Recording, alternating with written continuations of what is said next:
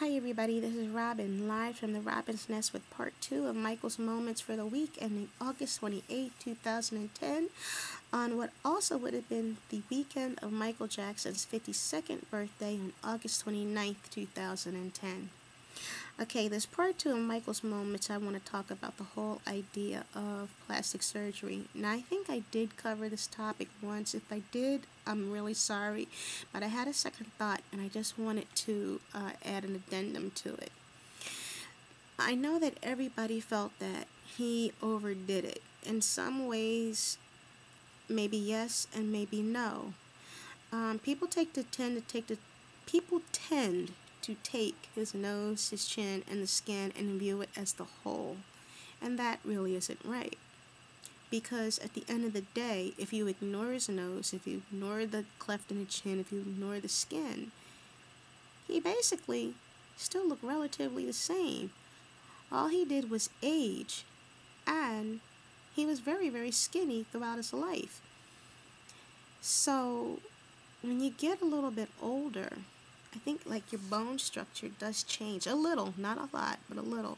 Your face does tend to look a little bit more different. And this was a guy who weighed, on average, 125 to 130 pounds his whole life. And how many times have you heard of a 50-year-old man weighing about 130? It's odd. You don't hear that. I mean, he didn't even get a chance to have a middle-aged spread. I think one time when I saw him right around when he released Invincible, and he was at the Virgin Mobile store signing autographs, I looked at him a little bit and looked like he had a little teeny tiny pot. That was like the most middle-aged spread that he had, because this was a guy who was basically thin all his whole entire life. And when you look at stuff like the nose, okay, the nose, the J. Randy Tabarelli book said that Michael had about 4 plastic surgeries. I don't know if that's true, but I do know that he did indeed have 2.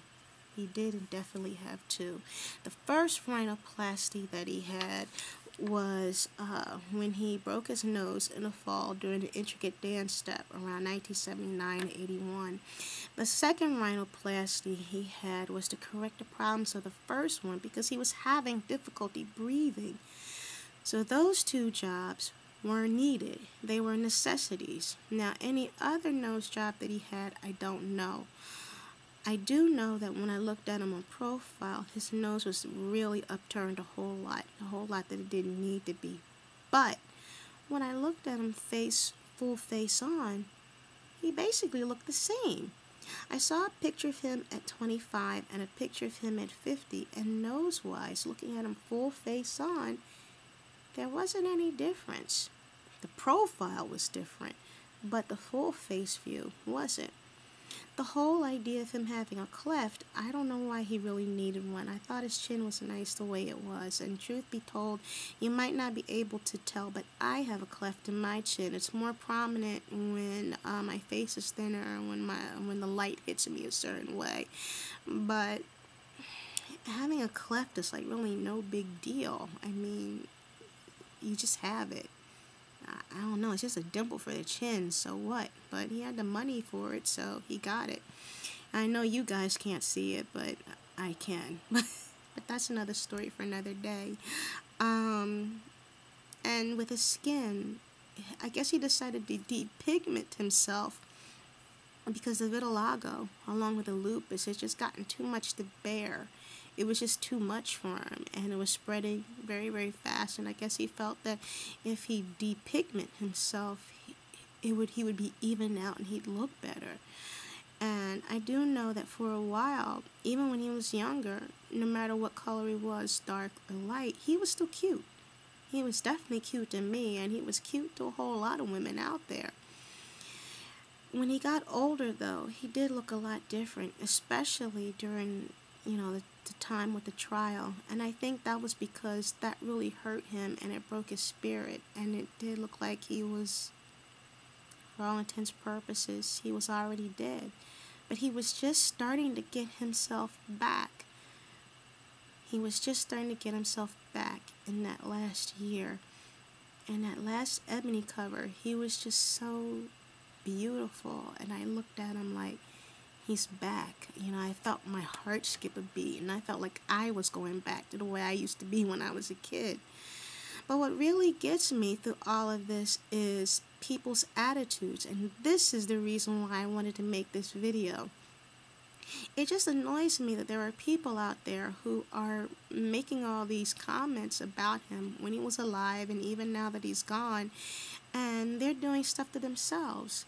I mean, you could sit up there and say all you want, oh, he mutilated himself, but people mutilate themselves every single day without the aid of a surgeon's scalpel or a razor or a pair of scissors.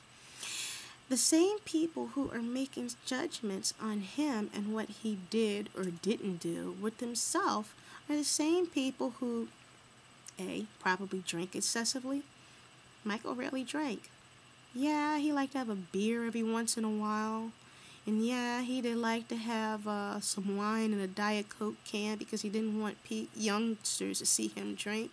But there are people who are drinking like every single day, downright alcoholics, and yet and still they're judging him. And the alcohol destroys your insides. I mean, you get cirrhosis of the liver and stuff. I mean, come on. Then you got people who smoke all these cigarettes. They got to puff throughout their whole damn day. As soon as they stop one cigarette, they got to light up another. Well, that's a mutilation in itself because you're destroying your lungs and the lungs of other people with your secondhand smoke. And I'm not even going to get into those who smoke weed because that's a whole other story for a whole other day. And then you also have people who want to talk about what he did to himself, but these are the same people who eat all kinds of grease and fat and lard and other disgusting stuff that we put in our systems every day. We like to go to the fast food joints and we like to have a lot of processed food that we buy from the supermarket, and we overdo it on red meat and pork, and we cook our foods in all kind of oil and grease and fat and lard, and it's just disgusting. Well, that's mutilation of its own kind right there because you're destroying your body.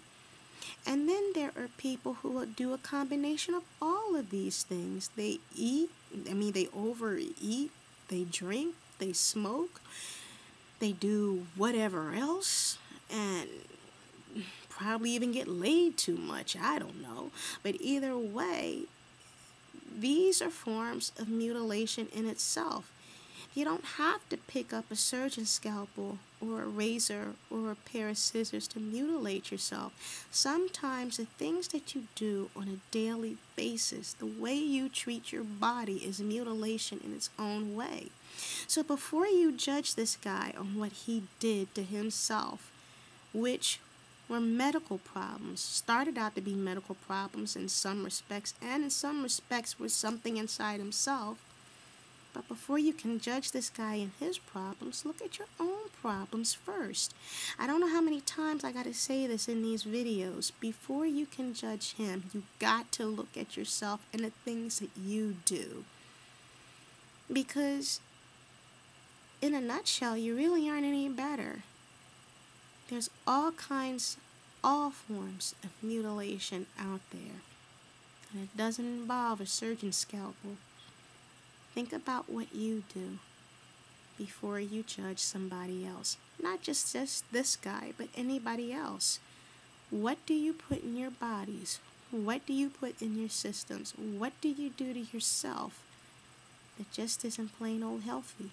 Because from where I'm sitting, Michael rarely drank. He didn't smoke. He was a vegetarian. He just took a lot of medication because he had health problems and he couldn't sleep. But what's your excuse? Think about it. Okay, well, this is Robin, live from the Robin's Nest, ending them with the usual: smile, even though your heart is aching. Oh, and for those who are living in the Philly area, come to my my YouTube page, my Twitter, and my Facebook to find out if there is a Michael Jackson birthday celebration in our hometown. Thanks, everybody. Bye.